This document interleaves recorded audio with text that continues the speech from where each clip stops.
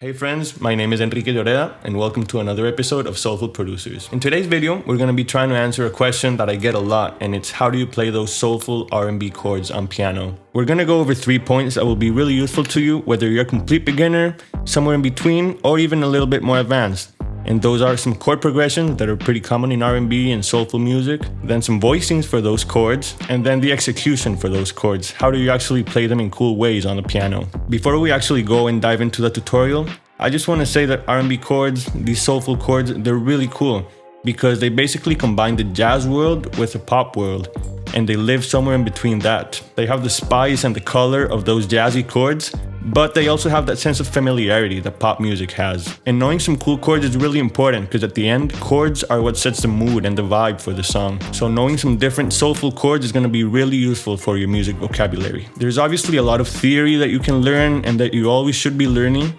But if you know some basic principles and you know how to look up on Google some stuff, this is going to be pretty easy. I'm just going to go over some concepts, and you can always be Googling the names of the chords, the scales, the actual notes and all that, but it's more about the principles here. For this tutorial, I'm going to be using sounds from our Soulful Keys collection, volume 1.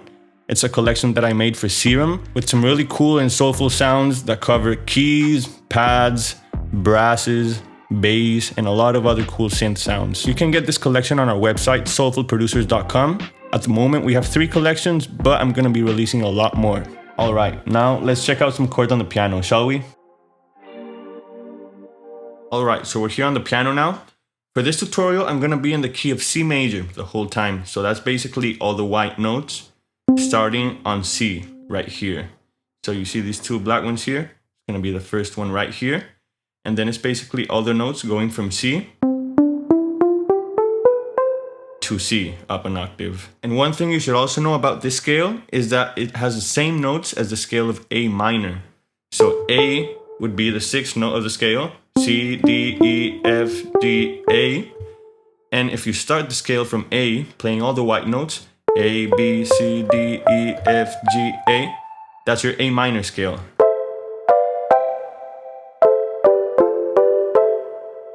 So you have those 2 scales with all the white notes. At the end of the day, this is just a technicality that sort of refers to what feels more like home when you're playing. And by home, I mean like the main chord of the song or the progression. So if we have a progression like C major 7, D minor 7, then G7, and back to C major 7, the C major 7 feels more like home. But if we have a progression that starts on A minor, maybe like an A minor or A minor 7, and then we go to F major 7, and then we go to D minor 7 or something like that, and then we go back to A minor, then A minor is going to feel more like home. In this case, we would say that we're in the key of A minor, whereas in the other case, we're in the key of C major. Just a technicality, don't worry too much about it. So in order to start building some chords, we're basically just going to take any note. Let's take C. And then we're just going to go thirds above that. We're just going to stack thirds. By thirds, I just mean the interval. So this would be 2, this would be 3. 1, 2, 3, right? Just counting notes in the scale. Third, so we're going to stack that. And then we're going to go another third from here. 1, 2, 3. Stack those. And then from this new note, we're going to go again in a third. 1, 2, 3. And that gives us 4 notes in a chord. This would be what you call a 7th chord.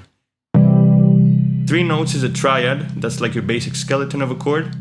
And when you add the extra note, that's a 7th. It's more soulful, more jazzy. And this chord shape, you can basically just move it around the scale in any way. You can go up,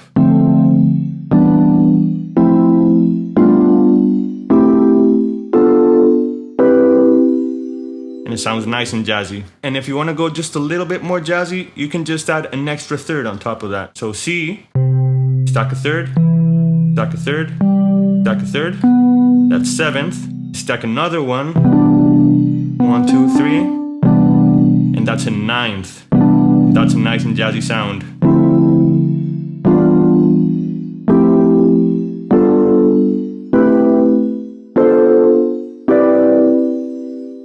It's the same. You can just move it around the scale and it sounds awesome. And the last little jazzy nugget I'm gonna give you before we move on to actually building some progressions is that whenever you're on the G of the scale, the 5th degree, C, D, E, F, G, and any chord that has a G in the basic triad, remember the triad is just the chord with 3 notes, any chord that has a G in the triad, you can raise that G to a G sharp,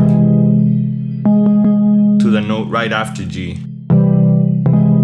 It's nice and dissonant, nice and jazzy, doesn't really feel like home, but then it can resolve to anywhere and feel nice and cool. Right? So the C chord has a G, so we can raise it to G sharp.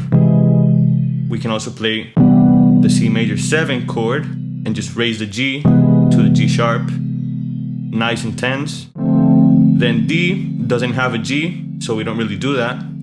Then E has a G in the basic triad, so we can raise that to G sharp. And that's a chord we've all heard. That's a really cool one, right? We can even add the 9th.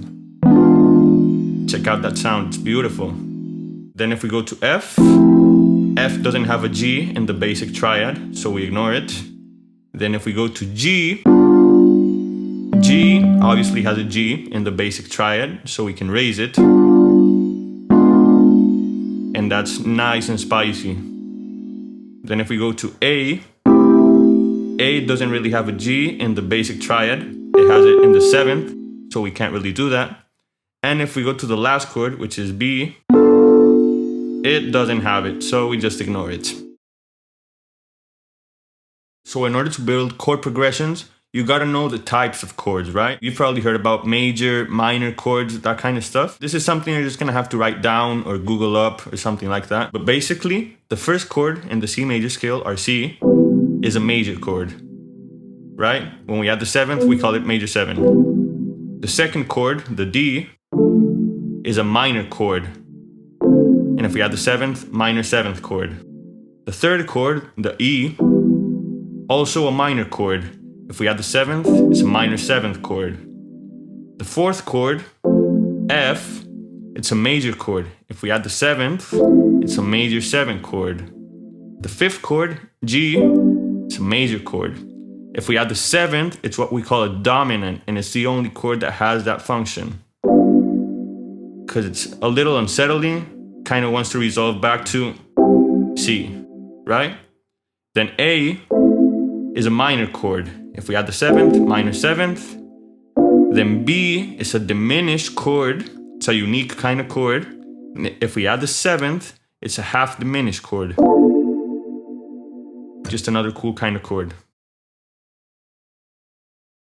Now with these chord types, you have a cool palette of sounds that you can use in any way. So a cool thing about R&B music, you know how we're in the key of C major right now, or in the key of A minor, whatever you want to call it.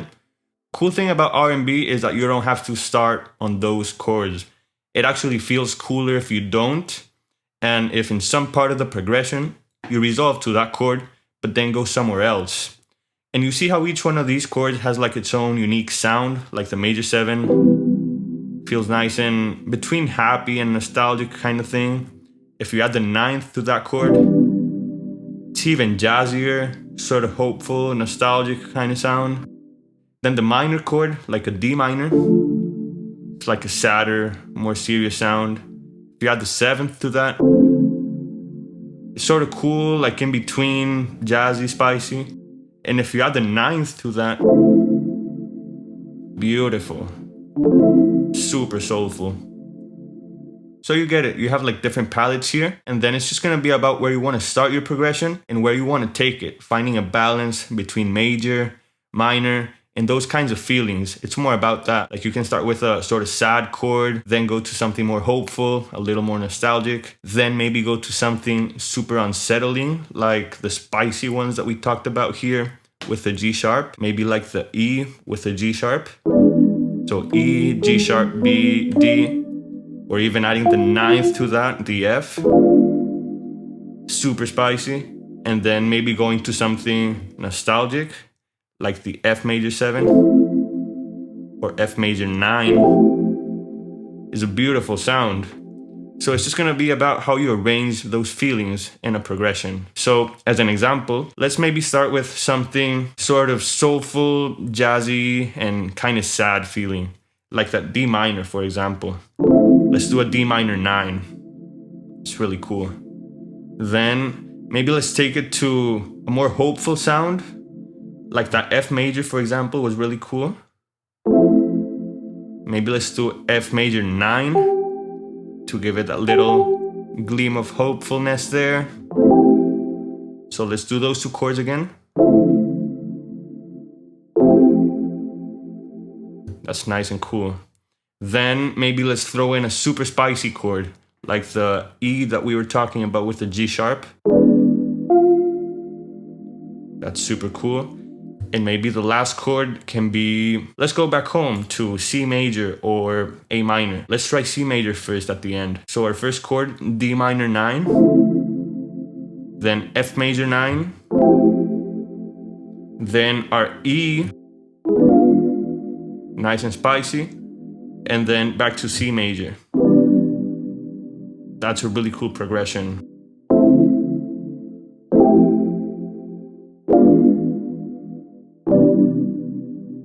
Or if we go to A minor at the end, it can be really cool too.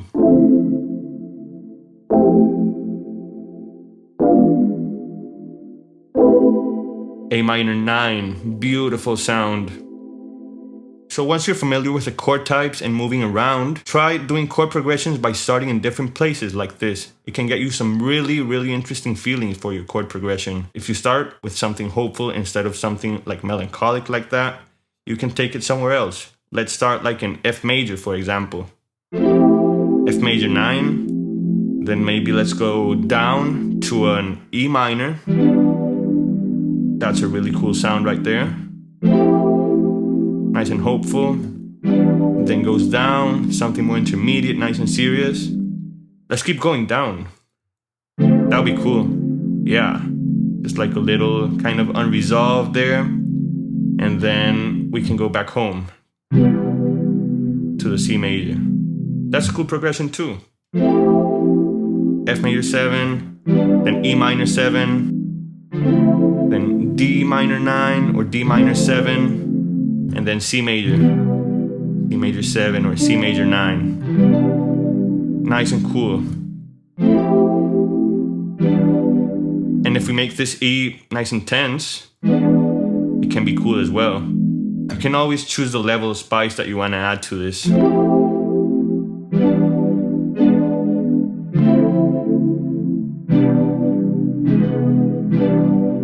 To the C major, you can also add the G sharp every now and then. It's kind of cool.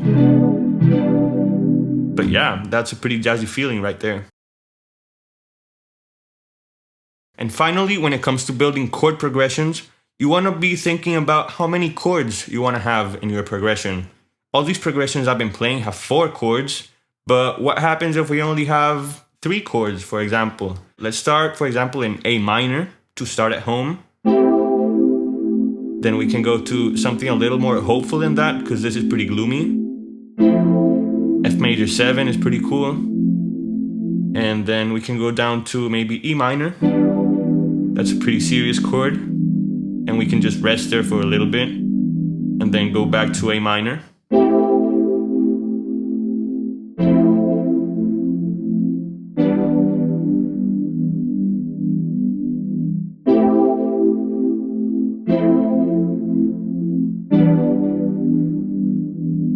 Really cool progression as well, you know, just 3 chords, but it's got a cool feeling to it. What if we do only 2 chords? Let's start with a nice and hopeful chord like that F. It's got a beautiful sound. And then what if we go down to the E again? And for the E, maybe every now and then we can make it spicy with the G sharp. And just go between those two.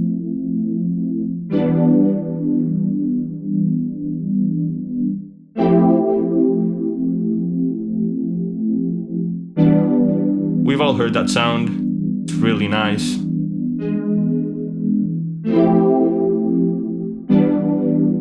just 2 chords, and it's also beautiful. It's got the feeling, it's got the soul. Those 3 steps will get you building beautiful chord progressions that got that soulful feeling. It's basically just knowing your chord types, then choosing a starting chord and where you're gonna take it. It can be any chord in the scale and just move around. And third is basically how many chords you want to be in your progression. It's that simple. Those 3 points and they'll get you building some really nice soulful progressions. And now that you know how to build your soulful progressions, I'm just gonna go over 2 more topics that will get you playing in a little more professional way. These are basically chord inversions, so different ways of playing the same chord, and the execution on the keyboard. How you're actually playing the chord, what notes are you playing at any given time. That's basically it.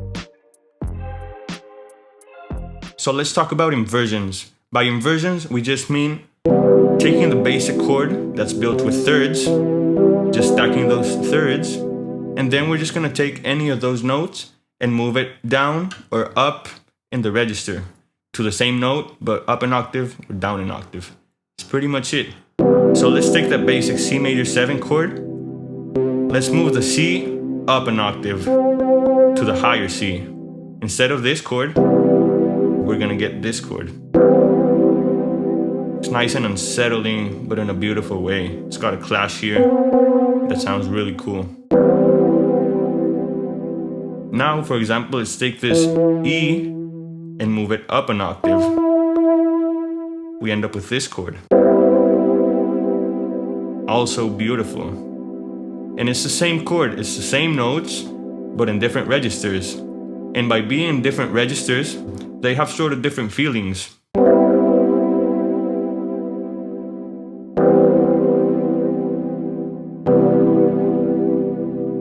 And you can do that for any of these chords and any of the notes in these chords. You'll get some really, really interesting sounds with that. That's basically inversions. It's nice and simple. And you can remove any note, you can add any note pretty much.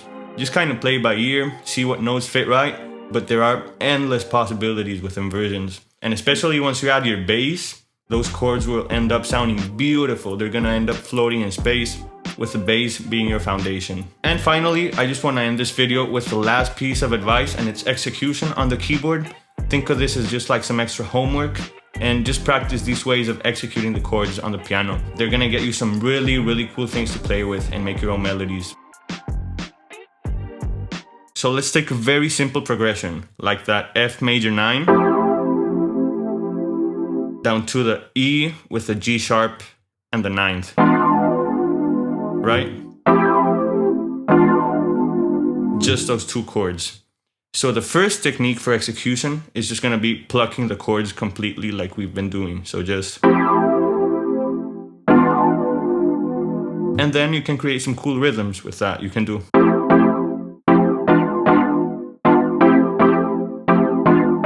Or anything you wanna do, like...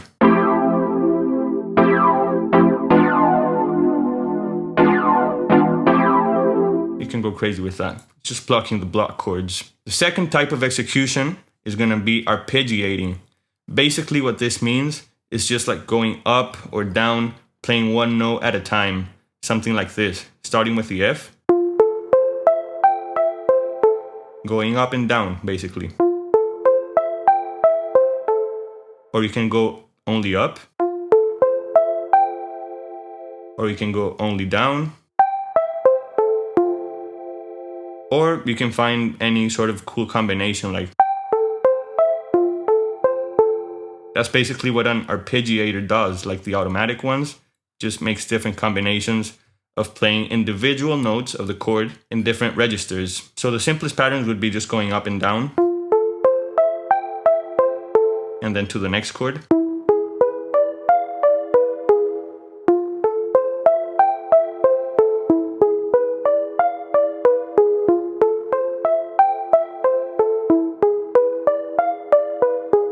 And you can go crazy with that and create some beautiful melodies. And the third and last technique for execution on the keyboard is alternating between playing some plucks and some arpeggiated parts. So basically you can maybe play like 2 notes and then arpeggiate some. So maybe just play the first 2 notes. Something like that, or that's kind of cool too. And if we play the progression with that, it sounds like...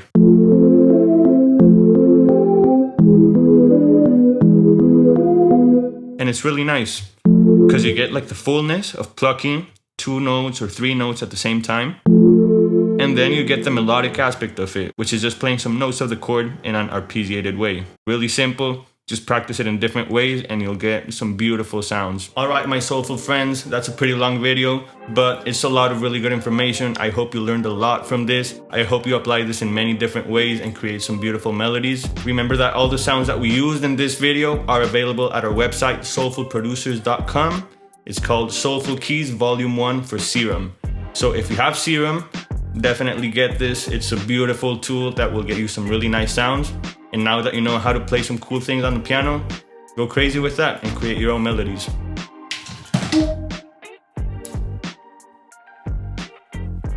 I'm Enrique Lloreda. Peace out, friends.